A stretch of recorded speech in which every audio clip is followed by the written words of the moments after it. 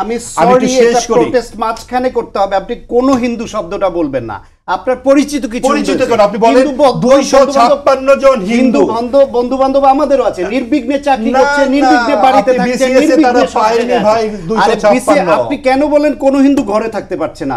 যুবক আমি তো বলছি আপনার কোন এলাকা, আপনি কোন এলাকা বলেন? কালকে জরিপ চালায় আপনি লিখে রাখেন কোন হিন্দু যুবক ঘরে থাকতে পারে না, কোথায় পেয়েছেন? আপনি বায়াস, আমি নাম দিচ্ছি, আপনি বায়াস তথ্য দিচ্ছেন। কোন হিন্দু যুবক ঘরে থাকতে পারে?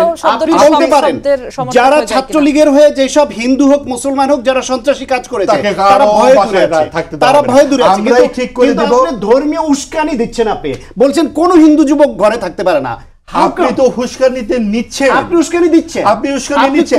ঠিক আছে, আপনাদের হাতে মব, এখন মব সন্ত্রাসী কোথায় পেয়েছেন? আপনি এখন মব সন্ত্রাসী কেন মব সন্ত্রাসী করব? তাহলে আপনি আমাকে বলতে দেন, আপনি কেন বলবেন কোন হিন্দু যুবক ঘরে থাকতে পারে না? আপনি কি নিয়ন্ত্রণ করবেন? আপনি এইটার দ্বারা একটা ধর্মীয় উস্কানি দিচ্ছেন। আপনি একটা ধর্মীয় উস্কানি দিচ্ছেন। ভাই কোন হিন্দু নিয়ন্ত্রণ করবেন নাকি? আপনার সময় আপনি সেটা উত্তর দিবেন না। আপনি যা খুশি তাই বলার না।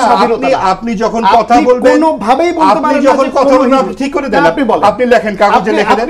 লিখে দেন যে কোন হিন্দু যুবক থাকতে পারে না। আমি এটা কপি করে ফেসবুকে দিয়ে জরিপ চালাই। লিখে দেন যে কোন হিন্দু যুবক। আমরা একদম শেষের দিকে আছি, 1 মিনিট কোন হিন্দু, আমার শব্দটা কোনতে আমি যতটুক জানি এবং এটা গণমাধ্যমে খবর এসেছে।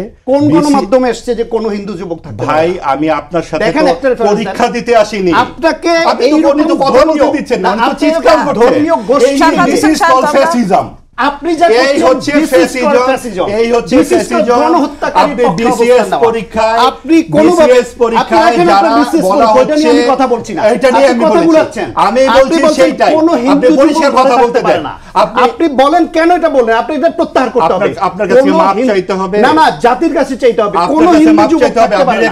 আপনি বাক্যটা দেখেন, আমি অনিয়ারে বলছি বাংলাদেশে কোন হিন্দু যুবক থাকতে পারে না। এই হচ্ছে বিএনপি যারা আওয়ামী লীগ যেভাবে কথা বলতো, এখন সেইভাবে তারা কথা বলে। আওয়ামী লীগের পারপাস সার্ভ করছে, যেভাবে কথা বলতো সেইভাবে বিএনপি কথা বলে এবং তারা সেইভাবে সন্ত্রাস উস্কায়ে দেয় এবং তারা সেইভাবে কথা বলে। হিন্দুরা বিএনপিতে প্রার্থী হচ্ছে, রাজনীতি করছে, জামায়াত ইসলামের প্রার্থী পর্যন্ত হচ্ছে, আর বলেন কোন হিন্দু যুবক না। প্রান্তিক জায়গাতে, প্রান্তিক মফস্বলে হিন্দু থেকে শুরু করে সাধারণ আওয়ামী লীগের কোন মানুষ বাড়িতে থাকতে পারে। আওয়ামী লীগ বলেন, আপনি হিন্দু বলেন। হিন্দু মানে তো আওয়ামী লীগ বলেন। হিন্দু মানে কথা বলতে দেয় না। 2001 সালে নির্বাচনের পরে সাম্প্রদায়িক দাঙ্গা হয়েছিল, কি বলেন? আপনি পত্রিকাগুলো খুঁজে দেখেন তো কি অবস্থা করেছিল।